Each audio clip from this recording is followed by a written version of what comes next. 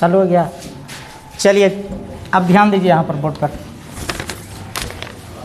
देखिएगा पहला question, x plus 1/x बराबर दिया हुआ है 4 और मान निकालना x के पावर 5 प्लस 1/x के पावर 5 का। देखिए ध्यान दीजिएगा, पावर 5 लगा हुआ है तो 5 का डायरेक्ट फार्मूला लगा सकते हैं, x square plus 1/x square और इंटू हो जाएगा x cube plus 1/x cube और माइनस हो जाएगा x प्लस 1/x। ठीक है, अब देखिए यहाँ से हमको पावर 2 का वैल्यू चाहिए तो पावर 2 के लिए क्या होता है, a स्क्वायर माइनस 2 होता है। पावर 3 का वैल्यू चाहिए तो इसका हो जाएगा a क्यूब माइनस क्या हो जाएगा 3a और इसका डाटा दिया हुआ है कितना 4, रख दीजिए तो 4 का स्क्वायर हो जाएगा 16, 16 में से 2 जाएगा तो कितना 14 और 4 का क्यूब कितना 64 और 4 तिया कितना 12, तो 64 में से 12 गया तो कितना 52 और माइनस कितना 4, हल कर लीजिएगा आंसर आ जाएगा। चलिए उतारिए तो आते हैं 2 नंबर क्वेश्चन पे।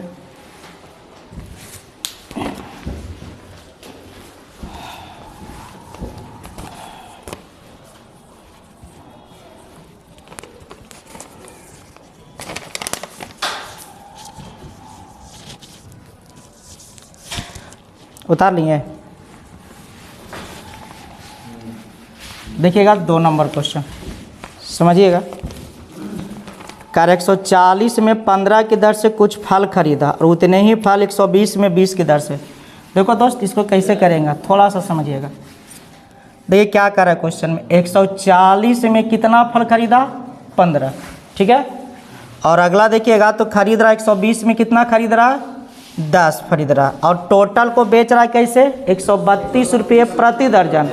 अच्छा एक बात करते हैं हम यहाँ पर कि दोनों के मात्रा को सेम कर देते हैं, तो 15 और 10 है तो सेम करने के लिए इसका एलसीएम चाहिए, एलसीएम का मान कितना 30, इसका मतलब है कि इसको भी खरीदते हैं 30 वस्तु और इसको भी खरीदते हैं कितना, तो अगर 30 वस्तु खरीदेंगे तो कैसे गुना हो जाएगा और यहाँ 30 खरीदेंगे तो कैसे गुना। इसका मतलब है कि अगर मैं सीपी की बात करूँगा तो 14 दूनी 28 यानी 280 रुपया और इसको करेंगे तो 12 तिया 36 360 रुपया, यानी कि टोटल जोड़ेंगे तो 600 कितना आएगा 40, समझ में आ रहा। तो ये 640 रुपया जो दाम आया ना वो के वस्तु का आया 30 और 30 कितना 60 वस्तु का, और 60 वस्तु का मतलब होता है के दर्जन 5 दर्जन। और अगर यहाँ पर बेचने की बात बोल रहा है तो बेच रहा है कैसे 132 रुपये, 132 रुपये प्रति दर्जन बेच रहा है, तो एक दर्जन 132 में टोटल हो गया 30 और 30 कितना 60 यानी 5 दर्जन। 5 दर्जन का दाम निकालेंगे 132 गुने 5 और 132 गुने 5 बराबर कितना 660। हाँ तो 640 में खरीदा 660 में बेचा, बोलिए लाभ कितना का होगा 20 का, कितना पर लाभ होगा 640 और गुने कितना 100, यही आपका पूर्णांक में दिया हुआ है 3.1/8%। ठीक है, चलिए उतारिए, दिक्कत होगा तो बोलिएगा समझने में। तो वस्तु को समान कर दीजिए, इधर था 15 इधर था 10, तो 15 10 का एलसीएम 30, 30 लाने के लिए 2 से गुना और इधर 3 से गुना। जब वस्तु दुगना तो मूल्य भी दुगना हो जाएगा, वस्तु तिगुना तो मूल्य भी तिगुना हो जाएगा।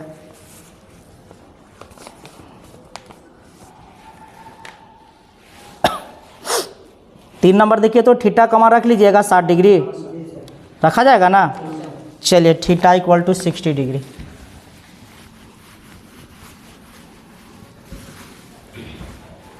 मिटा दें, देखिएगा आगे।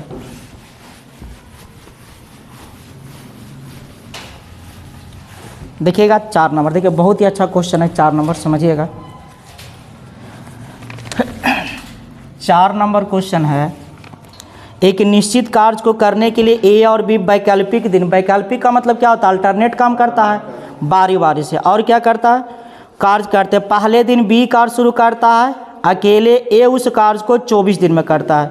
यदि कार्य 11.1/3 दिन में, देखो दोस्त समझना थोड़ा सा, कार्य होता है 11.1 कितना और इतना दिन में होता है जिसमें कौन कौन करता है ए और बी। मैटर यहाँ समझना 11.1/3 दिन में तब होता है जब दोनों मिलकर काम करता है, लेकिन कंडीशन है कि दोनों मिलकर काम तो करता है लेकिन दोनों बारी बारी से काम करता है। अब इसमें भी कंडीशन है कि बारी बारी से तो काम करता है, लेकिन पहले शुरुआत कौन करता है। अब एक छोटा सा पॉइंट बताइए कि मान लेते हैं कि अगर कार्य होता है 12 दिन में, समझना, अगर दोनों बारी बारी से काम करता है तो पहला भी 6 दिन करता है और दूसरा भी कितने दिन करता है। समझ में आ रहा है बात।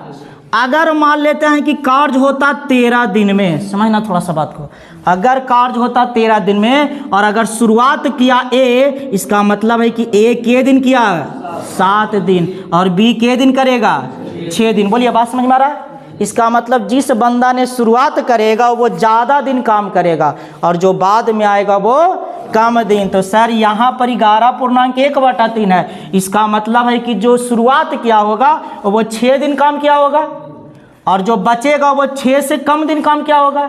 इसका मतलब शुरुआत कौन किया था। इसका मतलब है कि बी कितना दिन काम किया, 6 दिन। समझ में आ रहा है बात। और बी अगर 6 दिन काम किया तो ए किया होगा 5.1 कितना 3 दिन। बोलिए किन्हीं का कोई दिक्कत। कहिएगा सर कैसे। तो मान लेते हैं कि 13 दिन रहता, तो 13 दिन रहता तो एगो 7 दिन करेगा और एगो कितना दिन करेगा, 6 दिन करेगा। 7 दिन कौन करेगा, जो काम को क्या करेगा, शुरू करेगा। अब समझना बात को कि बी किया 6 दिन में करेगा और ए करेगा 5.1/3 दिन में। इसके आगे भी कंडीशन है। कंडीशन क्या है कि बी मूल कार्य का 7/9 भाग कितना दिन में करेगा और कह रहा है कि पहले दिन बी कार्य शुरू करता है, अकेला ये उस कार्य को 24 दिन। सोचिएगा अकेला ए जो है वो कार्य को कितने दिन में करता है। इसका मतलब क्या है कि ए जो है वो 24 दिन में कितना काम करता है, एक काम। तो बोलिए एक दिन में क्या काम करेगा, 1/24। तो ये किया था कितना, 5×3 और ये कितना, तो 16 कितना दिन, 3 दिन में कितना काम करेगा। तो 1/24 और गुने 16 क्या हो जाएगा, 3। समझ में आ रहा। 8 दूनी 16 और 8 3। इसका मतलब है कि 2 कितना, 2/9 क्या आया, काम आया। इसका मतलब है कि ये 2/9 काम किया के दिन में, 16/3 दिन में। अब एक बात बताइए कि अगर 2/9 काम अगर ए किया तो बी कितना काम किया होगा, 7/9 काम किया होगा, क्योंकि शेष तो इतने ना बचा। और ये 7/9 काम को के दिन में किया और हमको यही निकालना था कि 7/9 काम कितना दिन में होगा, तो 6 दिन में। बहुत ही अच्छा क्वेश्चन था ये। बस यही समझना था कि 11.1/3 दिन में हुआ। इसका मतलब एगो 6 दिन किया और एगो करेगा 5.1/3। और 6 दिन में वो बंदा करेगा जो काम को क्या किया, शुरू किया, क्योंकि शुरू करने वाला ज़्यादा दिन करेगा।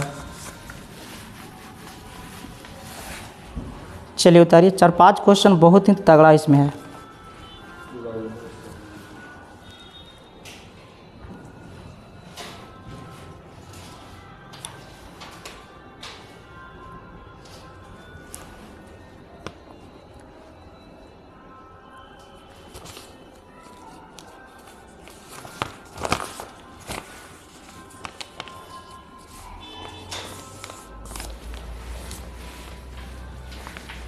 चलिए उतार लिए।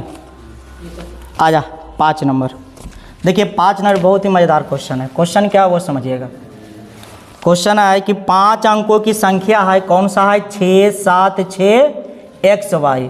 और ये संख्या कटना चाहिए 3 7 और किससे, 11 से। देखो मैटर समझना दोस्त, कटना चाहिए 3 7 और किससे, तो हम 3 7 11 का हम एलसीएम निकालेंगे। तो एलसीएम का मान 11 7 77 और 77 × 3, बोलो 77 × 3 कितना, 231। एलसीएम का मान 231 आएगा। लेकिन क्वेश्चन क्या कह रहा संख्या कटना चाहिए किससे, 3 7 और। अब देखो ऐसे अगर मैं दिमाग लगाऊं कि सर 231 का मल्टीपल चाहिए, जिसके यहाँ पर 6 भी होना चाहिए, 7 भी होना चाहिए और 6, और इसके बाद कोई अंक होना चाहिए, तो दिमाग लगाना बड़ा मुश्किल है। नहीं मुश्किल है कि इतना बार में गुना करेंगे, 6 7 7 6 चाहिए और साथ में x और y का डाटा चाहिए, तो बहुत मुश्किल है। तो करना क्या है कि x और y का कोई बड़ा से बड़ा डाटा ले लीजिए। तो x और y का अगर मैं बड़ा से बड़ा डाटा की बात करूंगा तो मैक्सिमम क्या हो सकता है, 9 हो सकता है। समझ में आ रहा है। x और y का बड़ा से बड़ा डाटा जो हो सकता है 9 हो सकता है।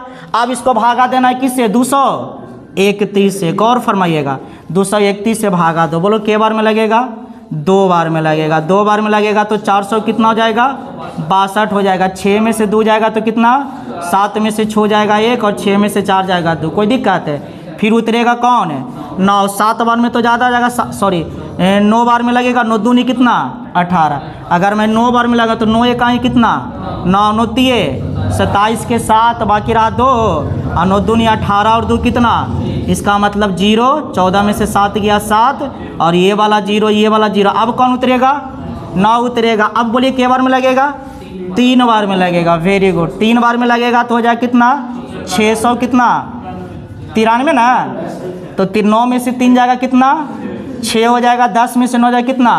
अब बताओ एक्स्ट्रा में हमारे पास क्या बचा, इसका मतलब है कटने वाला संख्या इससे 16 कम होगा, यानी कि संख्या का जो मान होगा वो 6 7 6 9 9 में 16 को क्या करेंगे और घटाएंगे तो 9 में से 6 जाएगा 3, 9 में से 1 जाएगा 8, 6 7 और कितना, बोलिए कोई दिक्कत है। इसका मतलब है कि 8 जो आएगा वो किसका डाटा होगा x का, और ये जो 3 जो आएगा वो किसका डाटा होगा y का। रख लीजिएगा आंसर आ जाएगा। तो x का मान कितना 8 और y का मान 3। बोलिए समझ में आया ये चीज़, ठीक।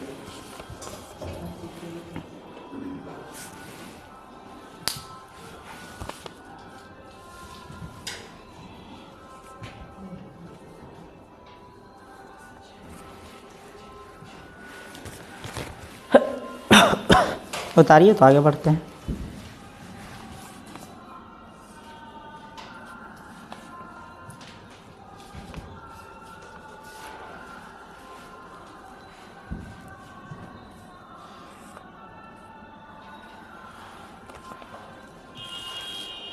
छः नंबर बन गया था, बता दें, चलिए ठीक हो गया। देखिएगा 6 नंबर,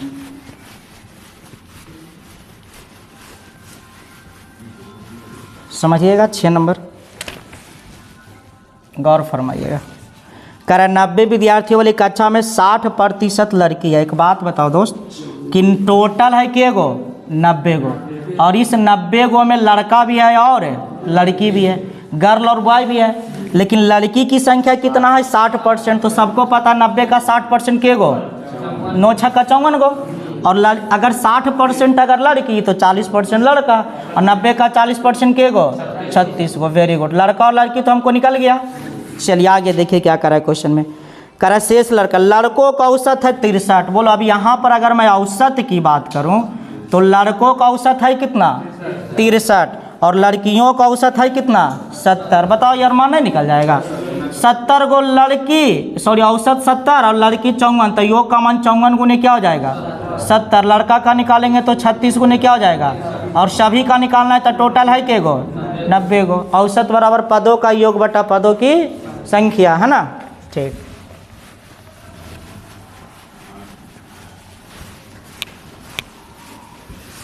चलिए 7 है, 7 नंबर, हाँ 7 मान भी रख सकते हैं, और नहीं तो फिर 2 कहती है ए क्यूब माइनस बी क्यू का फार्मूला, दोनों साइड क्यूब करना पड़ेगा, लेकिन इससे आसान है डाटा मान रख देने का।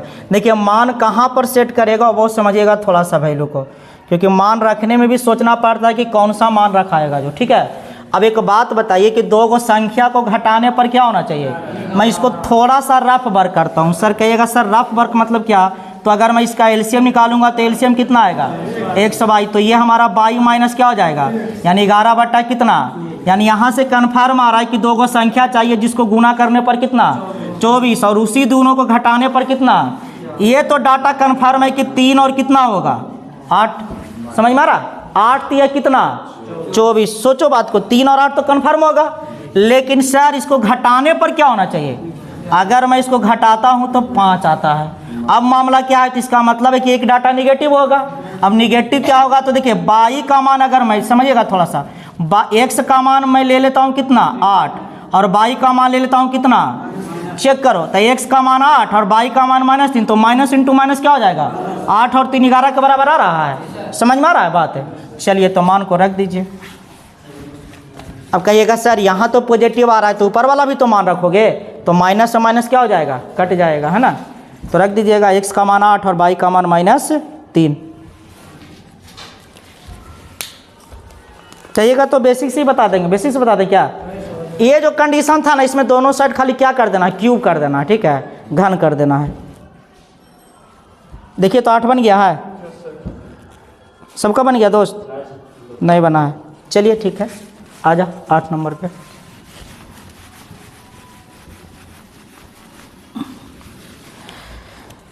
कह रहा 240 मीटर लंबी रेलगाड़ी समान दिशा में 6 किलोमीटर प्रति घंटा की चाल से चलने वाले व्यक्ति को 9 सेकंड में पार करता है।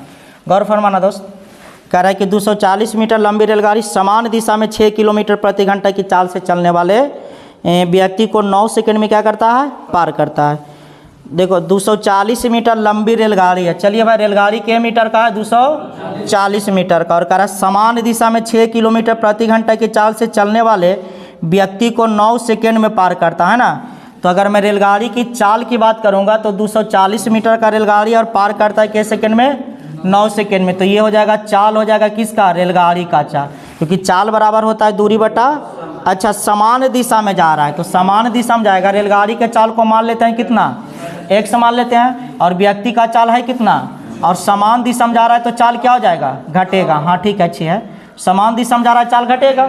लेकिन समस्या क्या है कि सर ये किलोमीटर प्रति घंटा और ये मीटर प्रति सेकंड है, तो इसको भी किलोमीटर प्रति घंटा बदलना है तो कैसे गुना करेंगे, 18 बटा, तो कटेगा 9 दूनी 18 और 5 से कटेगा 48 बार में, तो 48 दूनी कितना 96, और 96 और 6 को जोड़ेंगे तो 100 कितना आएगा, यानी रेलगाड़ी का चाल होगा 102 किलोमीटर प्रति घंटा। अब क्या कर रहा है क्वेश्चन में, उसी चाल से यह 372 मीटर लंबी सुरंग को कितने समय में पार करेगा। अब मैं हमेशा एक बात बोलता हूँ कि अगर रेलगाड़ी किसी सुरंग को पार करेगा तो टोटल दूरी में रेलगाड़ी का लंबाई और सुरंग की लंबाई दोनों को क्या करेंगे, जोड़ देंगे। तो देखिए तो रेलगाड़ी के मीटर का है 240 मीटर का, और सुरंग के मीटर का है 372 मीटर का, और समय बराबर होता है दूरी बटा, और रेलगाड़ी का चाल है कितना 100, लेकिन क्या यूनिट सेम है हमारा, इसको मीटर पर सेकंड बदलना है तो कैसे गुना करेंगे, 5 बटा 18 से। चलिए हल कर लीजिएगा, आंसर आ जाएगा।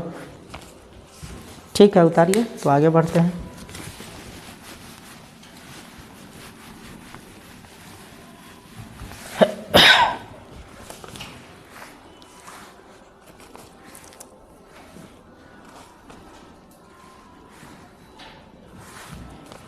देखिएगा 9 नंबर, देखिए ये भी क्वेश्चन बहुत ही अच्छा दिया हुआ, ज्योमेट्री का एक क्वेश्चन है कि ओ केंद्र वाले वृत्त में, समझिएगा थोड़ा सा बोर्ड पर ध्यान देना है तभी समझ में आएगा फिगर पर। ओ केंद्र वाले वृत्त में एडी व्यास है, चलो भाई एडी हमारा क्या है, अब देखो जब एडी कन्फर्म कर दिया कि ये व्यास होगा, इसका मतलब है कि सेंटर से गुजरेगा, यहाँ तक तो किन्हीं को कोई दिक्कत नहीं है। एडी व्यास है, इसका मतलब है कि सेंटर से होकर ही गुजरेगा, और जब सेंटर से होकर गुजरेगा एडी व्यास है, इसका मतलब 2 गो बराबर बराबर होगा दोनों, और प्रत्येक जो होगा एक अर्धवृत्त होगा। अब यहाँ पर एक पॉइंट आ रहा है कि सर अगर अर्धवृत्त होगा तो अर्धवृत्त में परिधि पर कहीं भी कोण बनाएगा तो क्या डिग्री का बनेगा, 90 डिग्री का। Very good. अब क्या कर रहा है क्वेश्चन में कि AC जो है वो जीवा है, AC पर बिंदु B इस प्रकार है। देखिएगा अब AC कोई एक जीवा है, चलिए भाई कोई एक AC है जो कि क्या है, जीवा, और AC पर कोई बिंदु है कौन सा, B, और इस प्रकार। चलो सबसे पहले हम इसको मिलाता हूँ, C से किसको, D को। तो ये चूंकि अर्धवृत्त और अर्धवृत्त का कोण कहीं भी परिधि पर बनेगा तो क्या डिग्री का, 9 डिग्री, 90 डिग्री का। ये तो सबको पता है, इसका मतलब ये वाला एंगल जो बनेगा वो क्या डिग्री का बनेगा, 90 डिग्री का। अब क्या कर रहा है क्वेश्चन में कि AC पर बिंदु B इस प्रकार है कि OB बराबर 7। चलो भाई इसको मिला देते हैं, और ये हमारा बन रहा है कितना सेंटीमीटर का, 7 सेंटीमीटर का। उसके बाद क्या कर रहा है क्वेश्चन में, उसके बाद कह रहा है OBA का मान 60 डिग्री, OBA मतलब ये वाला दिया हुआ है, OBA का मान दिया हुआ है कितना डिग्री, 60 डिग्री। चलो भाई ये वाला एंगल हमारा दिया हुआ है क्या डिग्री का, 60 डिग्री का। उसके बाद कह रहा है क्वेश्चन में OBA का मान 60, यदि DOC का मान 60, DOC मतलब इसको यहाँ से मिलाएंगे, और ये DOC का मान ये वाला दिया हुआ है क्या डिग्री का, 60 डिग्री का। तो कह रहा बताइए BC का जो मान होगा वो क्या होगा, B से लेकर कहाँ तक है, C तक के BC का मान। अच्छा एक बात बताओ यार कि ये वाला और ये वाला दोनों तो बराबर होगा, क्यों, क्योंकि दोनों वृत्त की त्रिज्या है, और अगर ये दोनों वृत्त की त्रिज्या है तो आमने वाला कोण भी आपस में क्या होगा। अब बताओ अगर ये 60 है तो ये दोनों भी तो 60-60 हो जाएगा, क्योंकि त्रिभुज के तीनों अंतः कोणों का योगफल कितना 100, तो ये वाला 60 और ये वाला भी क्या हो जाएगा।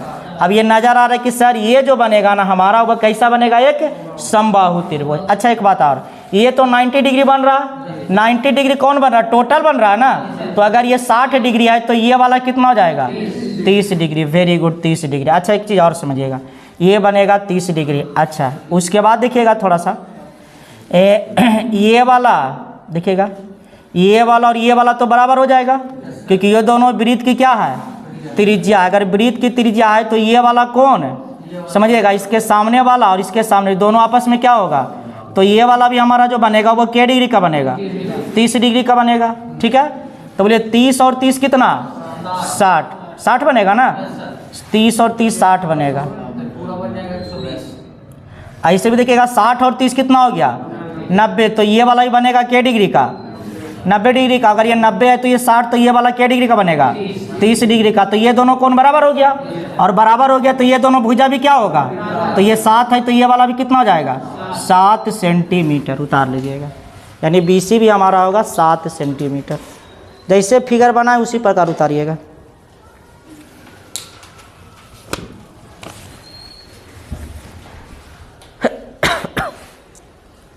चलिए उतारिए। BC का ही मान निकालना था, 7 सेंटीमीटर।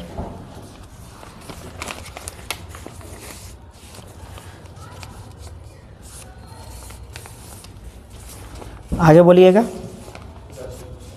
10 नंबर, 10 का लगभग लगता वैल्यू आता है, एक्यूरेट वैल्यू तो नहीं आना चाहिए।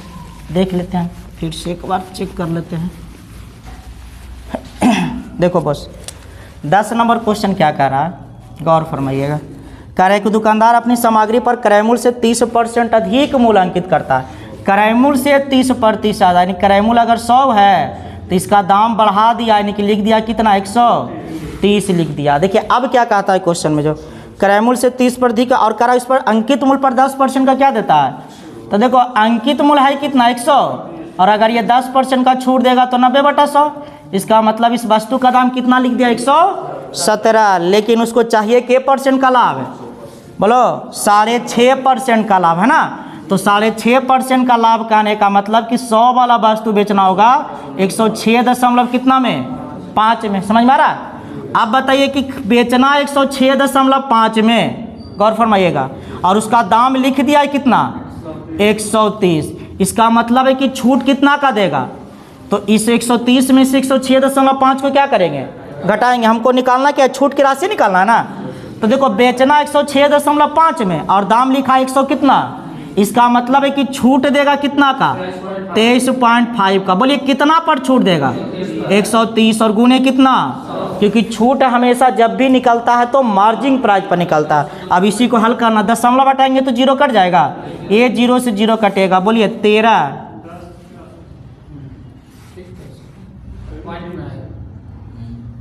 पॉइंट में भी आएगा तो ज़्यादा आ रहा है ना, 13 इकाई 13, 163 13, चलो 18 आ रहा है, 9%। ये तो गलती दिया हुआ डाटा, आई थिंक से 6.5 की जगह पर कुछ और होना चाहिए। ठीक है, एक बार और मैं देख लेता हूँ।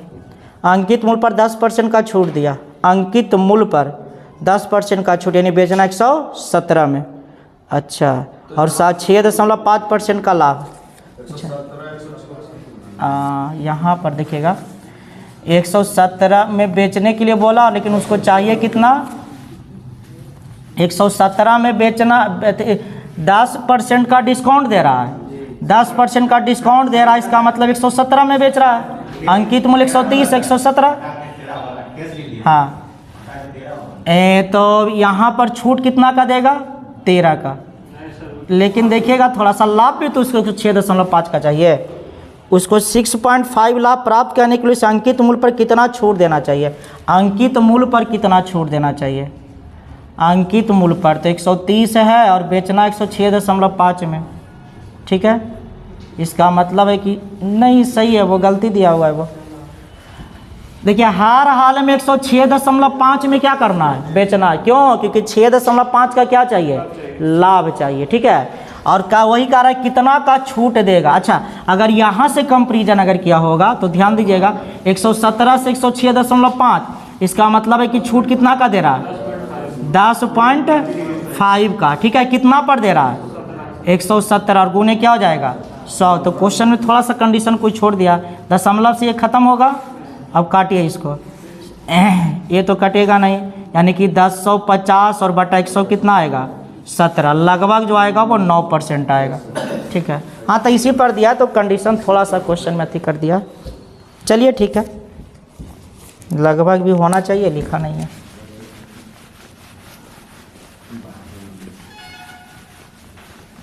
चलिए आगे, 11, 12, 13, 11 नंबर है। चलिए आजा 11 नंबर, देखिए 11 नंबर क्या है जो कह रहा है 30 A 6 8 B संख्या किससे कटना चाहिए 11 से, और साथ ही कंडीशन भी है 11 से कटना चाहिए, साथ ही A बड़ा होना चाहिए किससे B से, भी तो कंडीशन दिया हुआ A बड़ा होना चाहिए B से। अब एक बात बताओ दोस्त यहाँ पर थोड़ा सा कि सर 11 से कटने का नियम हमने क्या बोला, 11 से कटने का नियम होता है कि सम स्थान और विषम स्थान के अंकों का योग का जो डिफरेंस होगा वो क्या होना चाहिए 0 होना चाहिए, या तो 11 का मल्टीपल होना चाहिए। तो अगर मैं इसको जोड़ूंगा तो बोले 6 प्लस क्या हो जाएगा B, और इधर जोड़िएगा तो 8 और 3 कितना 11 प्लस है। बोलिए बात समझ में आ रहा। अगर मैं B का मान 5 रखता हूँ तो 6 और 5 कितना, तो A का मान 0 रखना पड़ेगा, लेकिन B का मान 5 रखते हैं, A का मान 0, क्या यहाँ सेटिस्फाइड कर रहा है नहीं, क्योंकि A हमारा क्या होना चाहिए बड़ा होना चाहिए। अब बताओ कि A अगर हमारा बड़ा होना चाहिए तो मैक्सिमम अगर मैं बात करूं दोनों सेम करना है, तो अगर मैं A का मान रखता हूं कितना, अगर मैक्सिमम अगर 9 रखता हूं तो 11 और 9 कितना 20, तो ये तो B तो आइबे नहीं करेगा क्योंकि 6 है 14 जोड़ना पड़ेगा और 14 तो होगा नहीं।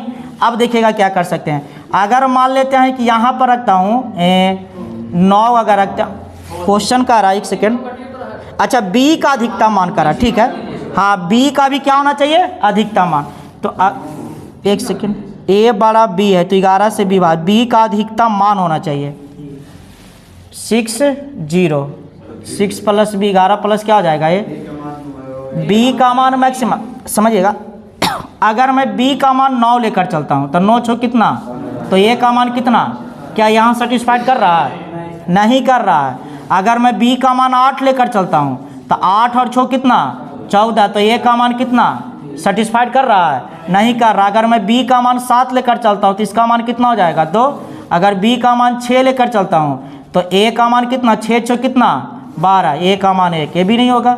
अगर मैं 5 B का 3 A का 9, 1 सेकेंड, हमको निकालना है किसका मान B का मान कर रहा है ना, B का 3 तो कह रहा है क्वेश्चन में तो संख्या A का अधिकतम B का अधिकतम मान क्या होगा, B का अगर मैं 9 रखता हूँ तो 9 छो कितना हो गया 15, ठीक है, हाँ देखिए समझिएगा 9 छो कितना हो गया 15, तो A का मान कितना होना चाहिए 4, कहीं कहीं से देखो डिफरेंस या तो 0 होना चाहिए, तो या तो 11 से काटने वाला भी तो होना चाहिए, तो 9 छो 15 और 15 हो, यहाँ भी करेगा तो 11 4 15 होगा। अच्छा देखिएगा सेटिस्फाइड ऊपर वाला टर्म लेना, लेकिन कंडीशन कि ये बड़ा होना चाहिए B से, तो बोले B बराबर 3 और A बराबर 9, तो ऑप्शन वो वैल्यू ना दिया हुआ है, ठीक है ना, वो ये डाटा को सेट ना कर रहा है ये चीज़। देखिए आंसर आपका क्या दे दिया, देखिए आंसर क्या दिया, B का मान 9 दे दिया है, B का मान 3 रखे समझ, अगर B का मान अगर 3 रखते हैं तो छो 3 9, A का मान 99 और A का मान कितना हो जाएगा 9 हो जाएगा। हाँ हाँ ठीक है, ठीक है ठीक है। अब यहाँ पर हमारा डाटा आ रहा है B का मान 3 और A का मान कितना 9 आ रहा है, जो कि सेटिस्फाइड कर रहा है। अब आंसर ऑप्शन देख लीजिएगा, आंसर में आंसर तो वही तो करे कि डाटा गलती दे रहा, आंसर C नंबर दिया है ना, आंसर C नंबर आया ना, लेकिन आंसर होना चाहिए कौन सा D नंबर होना चाहिए, ठीक है, वही तो देख के हम बोल रहे हैं कि आंसर गलती यहाँ पर आ रहा है, ठीक है D नंबर कर लीजिएगा। चलिए आजा 12 नंबर क्वेश्चन समझिएगा, 12 नंबर क्वेश्चन को गौर फरमाइएगा। 12 नंबर क्वेश्चन है, देखिए A B और C, हला नहीं, A B C किसी निश्चित राशि को आपस में वितरित करता है, उसके पास की राशियों का औसत जो है 4520 है। देखिए अब इस क्वेश्चन को भी समझिएगा थोड़ा सा। तो ये जो परसेंटेज फ्रैक्शन है ना, उसके चलते थोड़ा सा दिक्कत हो रहा है। देखिए हमारे पास 3 डाटा ए, बी और कौन सा, अब समझना थोड़ा सा। ए का हिस्सा बी के हिस्से का 10.2/3, मैं यहाँ पर थोड़ा सा चेंज कर रहा हूँ। 10.2/3 का मतलब 32/3%। समझ में आ रहा है दोस्त? परसेंटेज बटा में 100 हो जाएगा। 4 से कटेगा तो ऊपर में हो जाएगा 8, और 4 से कटेगा तो कितना, 75। बोलिए यहाँ तक किन्हीं को कोई दिक्कत है? इसका मतलब है कि बी का डाटा अगर 75 है तो ए का डाटा उससे 8 रुपया ज़्यादा होगा, तो 75 और 8 कितना हो जाएगा, 83। कोई दिक्कत है? अब अगला कंडीशन क्या कर रहा है, ए का हिस्सा बी के हिस्से का इतना अधिक और सी के हिस्से से 33.1/3%। बोलिए 33.1/3% का मतलब क्या होता है, 1/3 होता है। समझ में आ रहा है? इसका मतलब है कि सी का वैल्यू अगर 3 है तो ए का वैल्यू इससे 1 रुपया कम होगा। इसका मतलब क्या रुपया होगा, 2 रुपया। अब मैटर क्या आ रहा है सर कि यहाँ पर ए का मान 83 और यहाँ ए का मान क्या हो रहा है, जबकि दोनों क्या होना चाहिए। अब बोलो रेशियो को हम लोग बैलेंस तो कर सकते हैं ना। बराबर करने के लिए 83 को कैसे गुना कर दें, 2 से, और 2 वाला को कैसे, जब भी गुना करेंगे तो दोनों साइड करेंगे, न कि किसी एक पद को करेंगे। अब 83 से गुना कीजिएगा तो बोलिए 100 कितना हो जाएगा, 66। समझ में आ रहा है? और 75 गुने 2 बराबर कितना, 150। उसी प्रकार 83 को 2 से गुना करेंगे तो कितना आएगा, 166। और 83 को 3 से गुना करेंगे तो 3 तिया 9 और 8 तिया 24, 200 कितना आएगा। चलिए मान निकलेगा। बोलो ए का वैल्यू कितना, 166, बी का वैल्यू कितना, 150 और सी का वैल्यू कितना, 249। समझ में आ रहा है बात? अब रख दीजिए। औसत का मान दिया हुआ है 4520, योग का मान निकालेंगे 4520 गुने क्या हो जाएगा, बोलिए तुलना कर लीजिएगा। योग का तुलना योग से, जिसका मान निकालना उससे गुना कर लीजिए, हल कर लीजिएगा, आंसर आ जाएगा। तो थोड़ा सा फ्रैक्शन वैल्यू अगर पता है तो आसान हो जाएगा क्वेश्चन, और नहीं तो थोड़ा सा कैलकुलेशन और ज़्यादा आ जाएगा। चलिए आगे बोलिएगा 19 तक।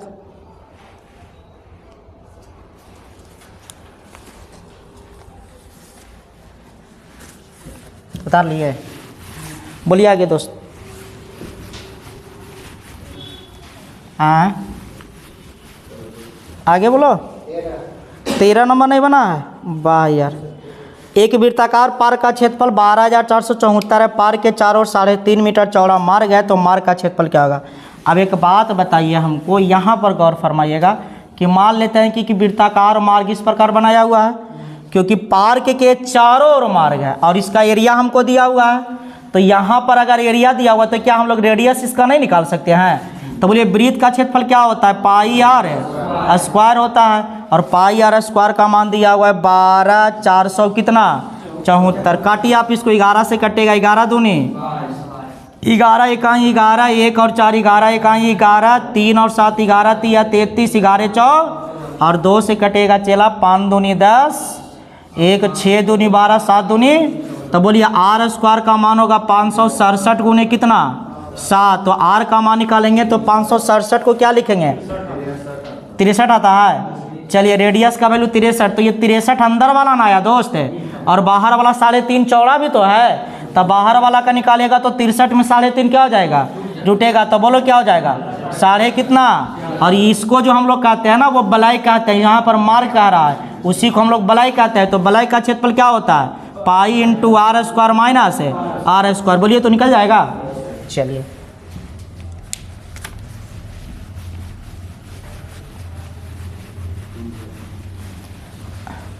आगे 14 नंबर देखिएगा। 14 नंबर क्वेश्चन ध्यान दीजिएगा। कह रहा है ये एक कार्य को 15 दिन में करता है, बी ए से 25% अधिक है। अच्छा एक बात बताओ यार, ए कोई काम को 14 दिन में करता है, बी जो है ए से 25% अधिक है। बी जो है किससे, ए से, यानी किसकी क्षमता अगर 100 तो इसकी क्षमता 125। अरे बताओ नहीं ना, इसका मतलब है 4 और कितना का रेशियो, तो ये किसका रेशियो है, इफिशियंसी का, समय का रेशियो लट जाएगा, यानी 5 अनुपात कितना। बस इतना ही का तो दिक्कत है, बस काम हो गया आपका। कहिएगा सर कैसे, तो एक बात बताओ कि ए करता है के दिन में, 4 दिन में करता है बनरवा, कि 15 दिन में करता है, 15 दिन में करता है ना। तो ए करता है 15 दिन में, तो 5 तिये 15, तो बी करेगा 4 तिये 12। समझ में आ रहा है। अब टोटल काम जो होगा ये दोनों का एलसीएम होगा, तो 15 12 का एलसीएम कितना आएगा? 60 आएगा। बोलो इसकी क्षमता कितना? 4, और इसकी क्षमता कितना? अरे ऐसे भी देखो ना, एफिशिएंसी 4 और 5 है ना है। अब देखिए क्वेश्चन क्या कह रहा है, जो कह रहा है कि दोनों ने 4 दिन काम किया। कौन दोनों? ए प्लस है। तो बोलो 4 दिन में के काम? 5 4 9 9 4।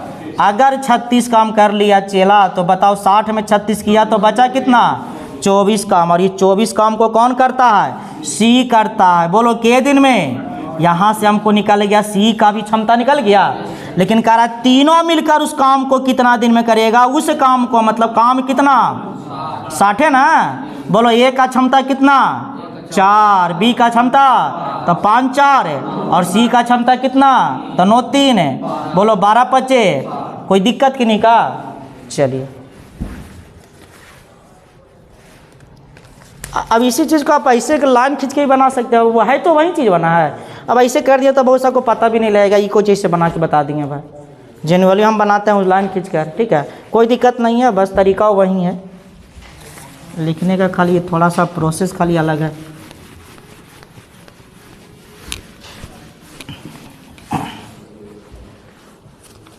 चलिए आगे 15 16 17 बोलिएगा।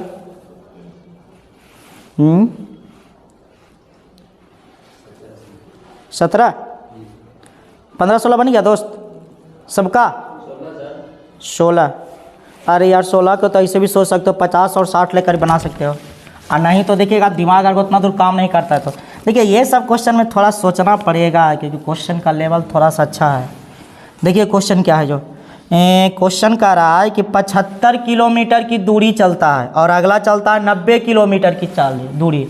अंतर इतना ही है कि अगर इसका चलवा x है तो इसने चाल को k किलोमीटर बढ़ा दिया, 10 किलोमीटर। टोटल समय लगता है कि 1 घंटा। आप यहाँ से एलसीएम निकाल कर हल कर सकते हो, लेकिन हम क्या करेंगे, यहाँ से क्या करेंगे, तो x का मान हम रख सकते हैं। तो x का जो वैल्यू आएगा एगो 50 आएगा। x का वैल्यू कितना आएगा? कहेगा सर आप 50 कैसे रख लिए, तो चेक करो, अगर x का मान 50 आया तो 50 और 10 कितना? 75 को 50 से भागा देंगे 1.5 घंटा आएगा, 90 को 60 से भागा देंगे 1 घंटा आएगा। बोलो 1.5 और 1.5 कितना? सेटिस्फाइड कर रहा है। इसका मतलब है कि पहले का चाल 50 और बाद का चाल कितना? और हमको कह रहा है जाना है के किलोमीटर? 300 किलोमीटर। कौन से चाल से? समान चाल। समान चाल कितना? 50। बोलो बच्चा के घंटा? 6 घंटा। Very good. आगे 17 18 19 बोलो हीरो आए 17 784। अच्छा बताओ 784 वर्ग सेंटीमीटर क्षेत्रफल वाले का वर्ग है, सबको पता है सर वर्ग का क्षेत्रफल क्या होता है? भुजा स्क्वायर 784। बोलिए भुजा का मान कितना? 28। Very good. अब क्या कह रहा है क्वेश्चन में कि वर्ग में अंतःस्थापित वृत्त, इसका मतलब क्या हुआ? अब देखो बहुत सारा गलती क्या क्या है जो बता रहे हैं। वर्ग में एक वृत्त बनाया गया, ना कि समबाहु त्रिभुज में बनाया गया है।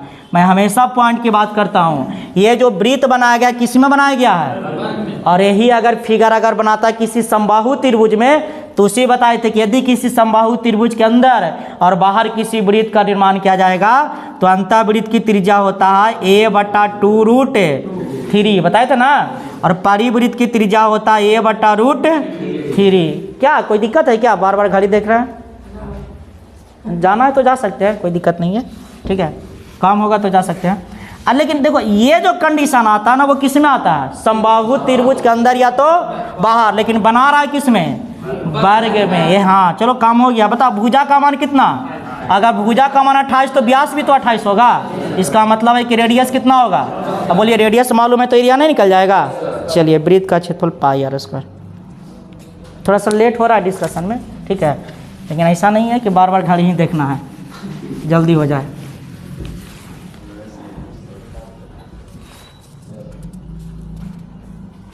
आज 18 नंबर थोड़ा कैलकुलेशन ही रो बन जाएगा। बोलिए आप 20 30 तक 20 नंबर 19 नंबर आजा 19 नंबर। देखिएगा यहाँ पर 3 वो व्यक्ति है A B और C।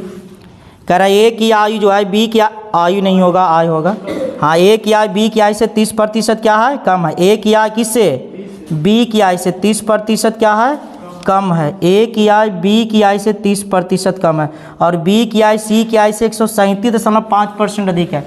बी का आय सी से बोल रहा है ना, तो अगर मैं सी को मान लूँ 100 तो 137.5% ज़्यादा, तो 100 में 137 जुटेगा, यानी कि इसका हो जाएगा 237 पॉइंट कितना 5। समझ में आ रहा है बात। 10% ज़्यादा मतलब कितना 110, 20% ज़्यादा मतलब कितना 120, क्योंकि ऑलरेडी हमारे पास क्या शामिल है, 100 शामिल है। ठीक है, अब देखो ये कंडीशन आ रहा है कि कंडीशन क्या है कि ए की आय जो है बी की आय से 30% कम है, तो ए का आय निकालेंगे तो 237.5, 20% कम तो 80 बटा क्या हो जाएगा, अच्छा 30% कम है, हाँ ठीक है, तो 70 बटा क्या हो जाएगा 100 हो जाएगा। इसको हल कीजिएगा 166 7 5 35.25 आएगा। ठीक है, कर लीजिएगा अपना ये सब चीज़। अब क्या कर रहा है क्वेश्चन में, ए की आय बी की आय सब तो बना सकते हैं, चलिए ठीक है, तुलना कर लेना है खाली। देखिएगा 20 नंबर,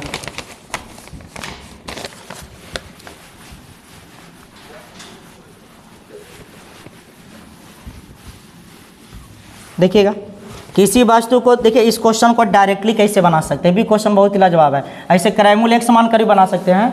ठीक है, देखिए मैं प्रोसेस की अगर मैं बात करूँ, चलो पहले मैं एक समान कर बनाता हूँ, ध्यान दीजिएगा। मान लेते हैं कि उस वस्तु का जो दाम है वो क्या रुपया है, 100 रुपया, और पहले क्या कह रहा है कि 246.80 में बेचता है, तो जो लाभ होता है, तो लाभ बराबर क्या होता है, विक्रय मूल्य माइनस है क्रय मूल्य। तब विक्रय मूल्य हमारा है 246.80, क्रय मूल्य हमने क्या माना है, लाभ निकालेंगे तो इसको घटाएंगे। अब कह रहा है कि 216 रुपया में बेचने पर जो हानि होता है, तो हानि बराबर क्या होता है, क्रय मूल्य माइनस है विक्रय मूल्य। तब विक्रय मूल्य है कितना 216 से जो हानि होता है उससे 20% क्या है, अधिक है। तो 20% अधिक का मतलब 120 बटा क्या हो जाएगा, यहाँ से आप x का मान निकालिएगा और x का जो मान आएगा ना वो 230 आएगा। हल कर लीजिएगा, x का मान 230 आएगा। अब कह रहा है कि इस वस्तु को बेचना है कितना में, 220.75। बोलिए कैलकुलेशन हो जाएगा। तो खरीदा 230 में और बेचना है कितना में, 220 में। इसका मतलब उसको क्या हो रहा है, हानि हो रहा है। निकाल लीजिए कितना का हानि हो रहा है जो। ठीक है, ऐसे डायरेक्ट ही बना सकते हो, उतारिए मैं बताता हूँ डायरेक्ट कैसे कर सकते हैं जो। हाय हो भाई चीज़ थोड़ा सा खाली हम शॉर्ट करेंगे इस चीज़ को।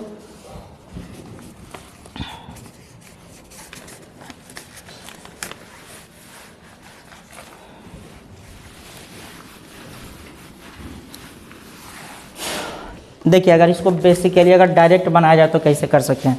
तो देखिए 20% अधिक पर बेच रहा है, 20% अधिक पर बेचने का मतलब हुआ दोस्त कि 5 और कितना का रेशियो होगा, 6 का रेशियो होगा। समझ में आ रहा। पहला जो है वो कितना बेच रहा है, 246 पॉइंट कितना में 8 में, तो इसको 5 से गुना कर दीजिए। दूसरा को बेच रहा है कितना में, 216 में, तो इसको कैसे गुना कर दीजिए और दोनों को क्या करना है, जोड़ देना है। अब डिफरेंस देखिएगा तो ये एक लाभ हो रहा है, क्या हो रहा है, हानि। तो डिफरेंस कितना का 11 का, भागा दीजिएगा, यहाँ से आपका CP आ जाएगा क्या रुपया, 230 रुपया। ठीक है, चलिए गुने 100 कर लीजिएगा। आगे 21 22 23 24 25 बोलिएगा 35 तक। 21 नंबर 21 तो आप ऑप्शन भी लगा सकते हैं और नहीं तो फिर थोड़ा सा ही करना पड़ेगा कि एक समान कर बना सकते हैं। देखिए अगर मैं व्यवस्था अगर इसको करूं तो कैसे कर सकता हूँ, ऐसे सोच सकते हैं आप इस चीज़ को। ठीक है, देखिए कह रहा है क्वेश्चन में कि मान लेते हैं कि शुरुआत में यात्री के गो था, x को समझना यहाँ पर, और कह रहा है B पर 10% उतर गया, 10% उतर गया तो बचा के परसेंट 90%। समझ में आ रहा है ना दोस्त। अब कह रहा 100 यात्री चढ़ गया तो इसमें 100 को क्या करेंगे, जोड़ देंगे। Very good. और फिर इसका 50% उतर गया तो बचेगा 50%।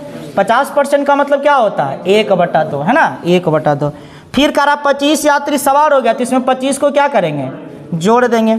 उसके बाद कह रहा है क्वेश्चन है 50% फिर उतर गया तो 50% उतर गया, इसका मतलब है कि इसका क्या बचेगा, 1/2 ये ना बचेगा। 50% उतरा तो 50% बचेगा। उसके बाद करा 50 यात्री फिर सवार हो गया, कितना सवार हो गया, और तब वहाँ पर पहुँचा के यात्री 200। बोलिए मान निकलेगा। देखो देखो ये सब चीज़ मुझमान ही कर सकते हैं। कैसे, तो 200 में 50 घटेगा तो कितना, 150। अरे पल्ला सुधर जाएगा तो माइनस से ना होगा, 150 को 2 से गुना करेंगे, 1.5 दूनी कितना 300। 300 में 25 जुटेगा कि घटेगा? घटेगा। Very good. तो 300 में 25 घटेगा 275, और 275 को कैसे गुना करेंगे? 2 से। बोलो कितना आएगा? कितना? 275 को करेंगे तो 550। 550 में 100 क्या होगा? घटेगा। तो बचेगा कितना? 450। Very good. तो x गुने 90/100 बराबर आएगा कितना? 450। बोलिए के बार में कटेगा? तो x का मान कितना? 500। इसका मतलब यात्री के गो था? 500। हाँ बिल्कुल, नीचे से भी कर सकते हैं, बात तो वहीं आएगा। ठीक है, ज़्यादा समय नहीं लगेगा यार, प्रैक्टिस हो रहेगा, मुश्किल से 20 से 25 सेकंड लगेगा क्वेश्चन में। ठीक है, लग रहा है खाली कि क्वेश्चन का डाटा बढ़ा, ऐसा कुछ नहीं। देखिए कितना आसानी मुझमानी कैलकुलेशन हो गया। चलिए आगे। 36 आए 35 तक किन्हीं को? अरे यार ये रीजनिंग में पता नहीं, हमको भी सेट नहीं कर रहा है। 36 नंबर, 36 नंबर। हाँ ये मैट्रिक्स थोड़ा गलती दिया हुआ, मैट्रिक्स बन जाएगा, मैं एक आध दिन करवा दूंगा मैट्रिक्स का क्वेश्चन। ये जो दिया हुआ है ना, ये थी इस, और इनपुट आउटपुट जो दिया हुआ है ना मैट्रिक्स नहीं, वो बन जाएगा। थोड़ा सा गलती दे दिया है थोड़ा सा। ठीक है, वो क्वेश्चन का थोड़ा सा 1-2 लाइन गड़बड़ा दिया है, ये चलते नहीं सेट कर रहा है। ये 50 से कॉमन तो बैठ गया होगा, बता दें? बैठ गया सबका? ठीक है। अरे वो 50-45 भाई यार इनपुट आउटपुट है, तो गलती थोड़ा सा क्वेश्चन कर दिया। ठीक है, ये चलते। और बोलिए 60 तक किन्हीं का है तो बताए थे। चलिए 49 नंबर आ जाओ, 49 नंबर। ठीक है, देखिएगा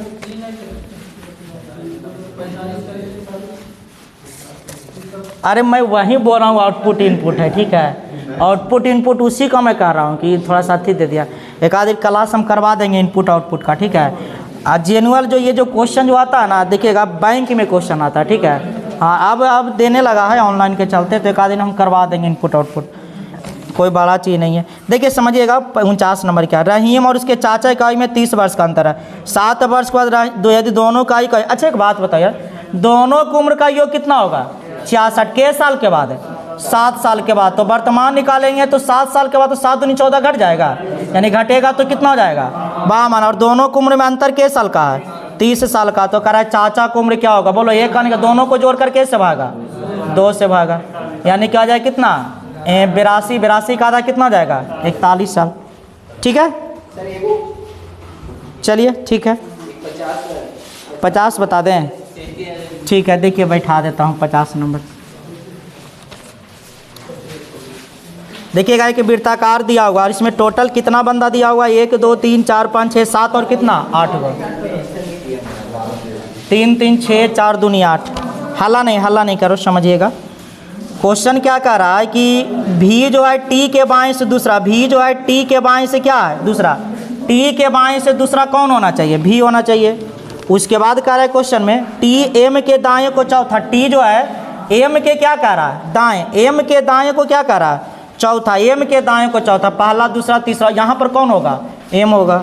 उसके बाद कह रहा है क्वेश्चन में डी और पी, टी के अगल बगल, देखो डी जो है, हल्ला नहीं, थोड़ा सा ध्यान दो, डी और पी जो है टी के अगल बगल में नहीं है, तो डी और पी यहाँ नहीं होना चाहिए, यहाँ नहीं होना चाहिए। उसके बाद कह रहा है डी जो है पी के दाएं को तीसरा, डी जो है पी के दाएं को क्या कर रहा है? तीसरा। डी जो है पी के दाएं को तीसरा, तो पहला दूसरा तीसरा, यहाँ पर डी हो जाएगा। उसके बाद कह रहा है क्वेश्चन में डब्ल्यू पी के बगल में नहीं है, डब्ल्यू पी के बगल में, तो डब्ल्यू यहाँ नहीं होगा, तो यहाँ पर हो जाएगा डब्ल्यू पी के बाईं बगल में बैठा, पी जो है वो के क्या है? बाईं बगल, तो यहाँ पर कौन हो जाएगा? के, और एगो छूटा कौन? आर, तो यहाँ पर आर हो जाएगा। ठीक है।